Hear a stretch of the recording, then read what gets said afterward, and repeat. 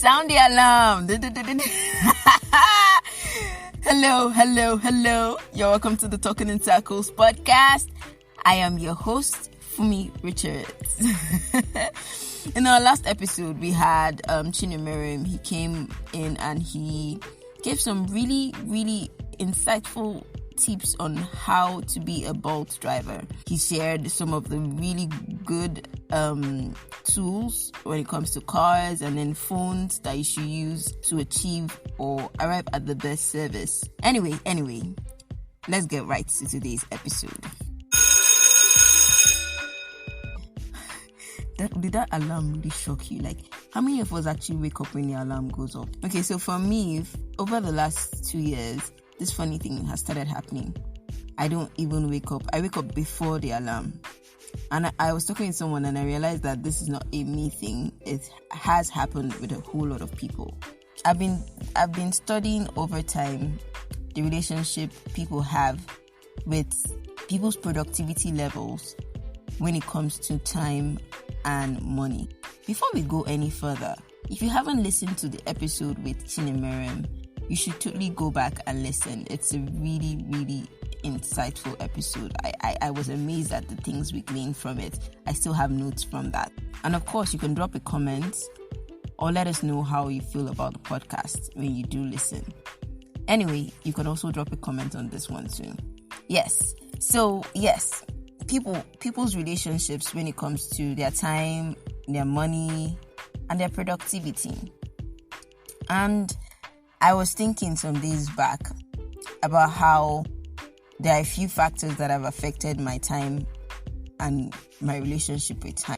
And these factors include the inability to say no. Now, I don't know about you, but for someone like me, I used to be a pushover. Let me confess. I find it terribly difficult to tell people no. And this might come as a surprise to most people because I'm a very blunt person. But in this ministry of my bluntness, I have never really perfected the act of telling people no when it comes to my time or money. Even today, I had to tell someone no, and I still feel terribly guilty about it. I've had to ask myself again and again if I could have just possibly been of help to the person instead of just telling the person no. But then I've thought about it and I've really considered it, and I'm actually of the opinion that if I actually help the person or put myself in that position to help the person, there's every guarantee that by the end of the week I will be in the person's shoes. And to be very honest, being broke does not really fit. So just as well, I thought about it and I was like, that is a very bad factor when it comes to my relationship with money. And of course, by extension, my relationship with time. Now, someone might ask, what's the deal with money and time? I'm here to present a debate. Well, point of a debate. You can decide to argue it in your own mind. That's your own personal gist. But just imagine for yourself that you were being paid by the hour. Like, I know the average companies in Nigeria do not pay by the hour. They usually pay monthly. And the ones that pay by the hour have like a $5 to $10 rates hourly. But let's suppose your hustle pays and you have a chance to leave the country to like Germany, UK, or the US, where hourly rates apply. Would you really then say that time does not equal money? And would you then say that your money equals your time? So, yes, my inability to say no has, of course, been an interesting journey for me. So many times I've had people, even back when I was in university, I have had people who come to visit me at really odd hours. There was a day, let me even this. There was a day I almost missed an exam because someone came to visit me. To be very honest, I actually didn't know that I thought the exam was much later. I don't know how I thought that, and my spirit kept telling me, babe, check your time. And I was like, when the time is late, it's much later. And then randomly, I don't even know how, but my class rep now calls me and he's like, where am I? And I'm like, I'm at home. And he's like, the exam's about to start. Hey!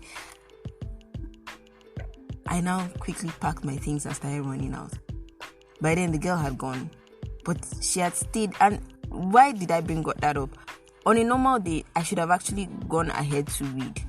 I mean, I had an exam, so I was not supposed to be hosting people. But I didn't know how to drive the girl away. And then she came to visit, and she was just staying, and I was just like, hey, God, come and be going now. Which kind of problem is this? So I've had experiences like that. I've even had experiences where someone came to visit in the morning and refused to leave. I had to leave the person in my room and go and stay in a friend's room to sleep because I needed to sleep. I had been awake for the past few days. At that time, I was dealing seriously with insomnia. And then finally, I now really feel like sleeping, and then someone is in my room and I can't tell the person, come and be going. So when my inability to deal with time, and these are times that I could have used, like the first time when when someone came to visit me when I was having exams, that was the time I should have used to read. But because someone came to visit me and I have to chat with the person, I have to be friendly, I have to be the perfect host, I let the person stay. And of course, I got to the exam really late. Like, I got to the exam 30 minutes. No, was it 30 minutes? About 20 minutes into the exam.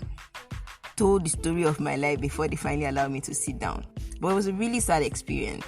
But yet, I still do it. There are times, even quite recently, I was supposed to go for an event, and then someone came to visit. Someone gave me their child to take care of. And as the babysitter that I am, I carried the baby and I didn't get ready for the program I was supposed to go for.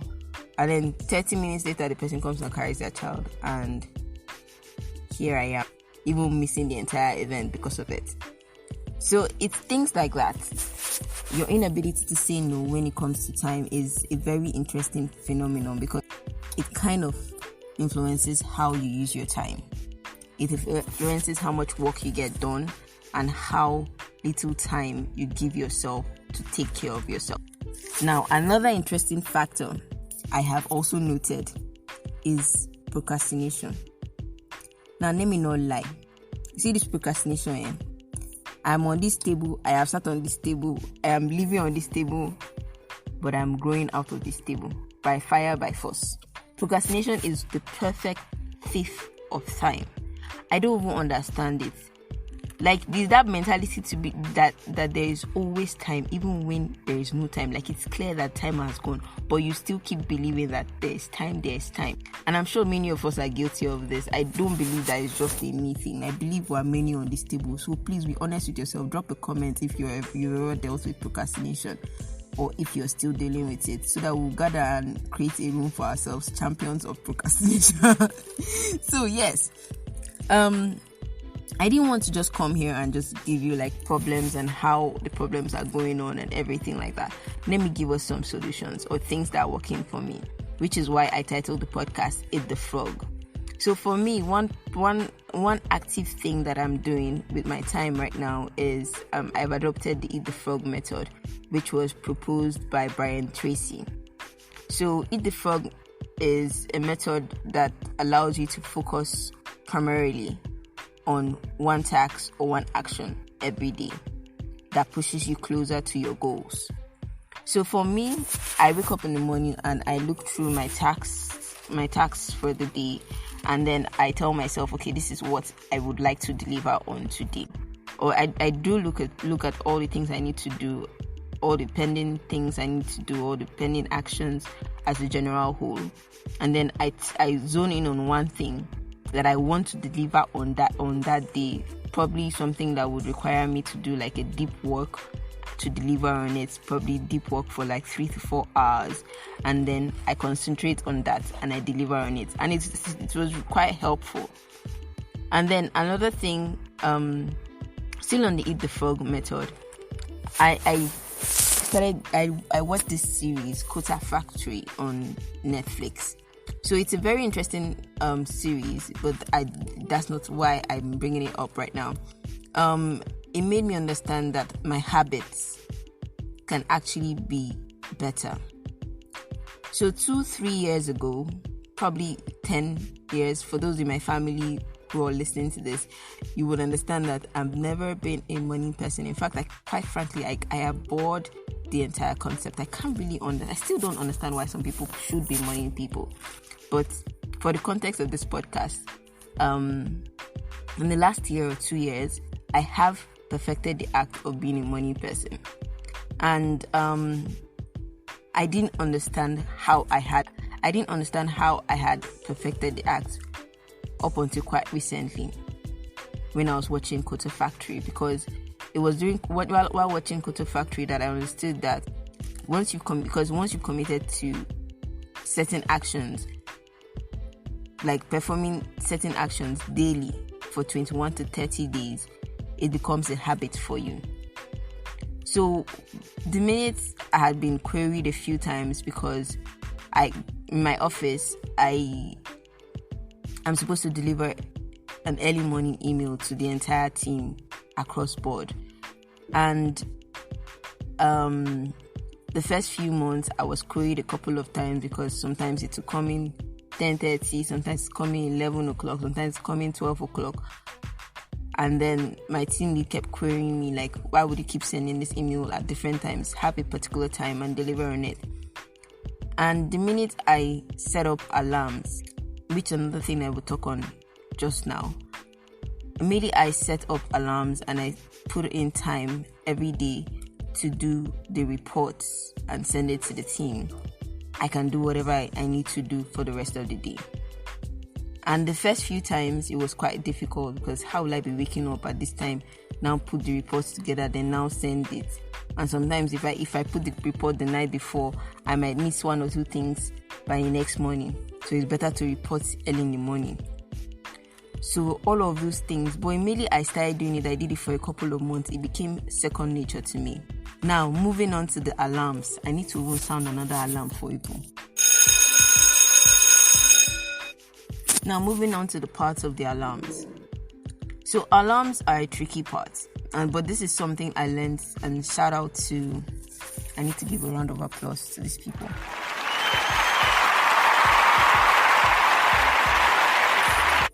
So shout out to my brother and my sister-in-law. I stayed with them for some time. So while I was with them, I understood one thing.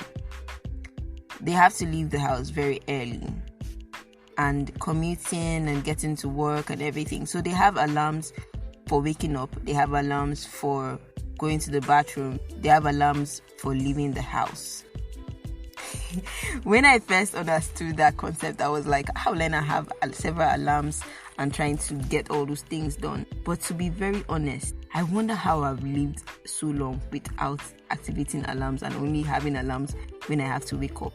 It is a really brilliant concept. Kudos to everyone, to whoever created alarms in the first place, because those things are beautiful. Even like the alarm, the clock app in your phone, because from the stopwatch to the timer, those are really wonderful tools to use anytime, any day. Like sometimes I put in timers and I tell myself, okay, I'm supposed to complete a task, so I give myself an hour to see how far I have gone with the task, and then I take a break, and then take 5 minutes or 10 minutes break, and then I come back to it and start another 10 minutes and that hour. And usually I find that when I use my timer, I'm usually able to finish and commit myself to some level of deep work and deliver on the task. So yes, the long and short of the story is that time, unlike money, is not a social construct. It is a finite item that is obtainable to Beyonce as well as Slayonce. I mean, Bill Gates has 24 hours, 7 days a week, just as you do. And because time is a finite element, it really doesn't mind what you did or what you didn't do. I mean, it's not those kind of things where you'd be like, I didn't do it, I did. Doesn't really care. The time will pass as it's supposed to pass. You see those ideas that, time is running too fast today. It's a lie. It's a figment of your imagination. Of course, we have like longer days and longer nights, but short of that, we don't really have like extra seconds in any day. It's the same seconds, the same minutes, the same everything. There's no extra on top. It's 24 hours a week. Yeah, 24 hours a day, 7 days a week, every single day. There's no extra on top.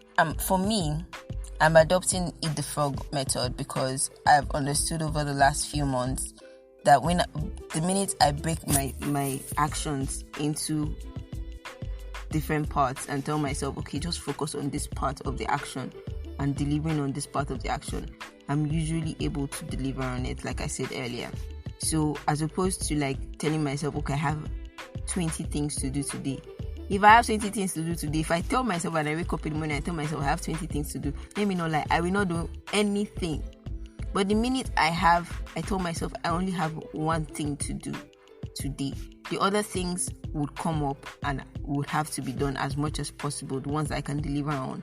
But the minute I tell myself, just concentrate on delivering this one. As you grow and you become more competent, as I'm hoping I will in the coming weeks or months, I think it's good to just focus on one for now. Of course, it doesn't mean that I only do one thing or one action per day, but I'm sure that there are days I do like 10, 20, but the idea that I can focus, I can tell myself, okay, when I wake up, I don't have 20 things to do. I just have this one action to perform.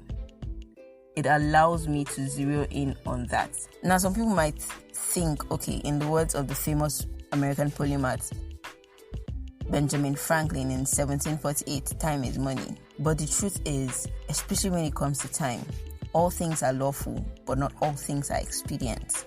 So if you don't want to use the Eat the Frog method, find another method that works for you. There are several other methods. I just don't know about them or I haven't tried them. But just imagine you were being paid by the hour. You really need to be more efficient and more productive if you're paid by the hour. For me, I fill in timesheets. And when I have to fill in timesheets, I have to find things that I've done.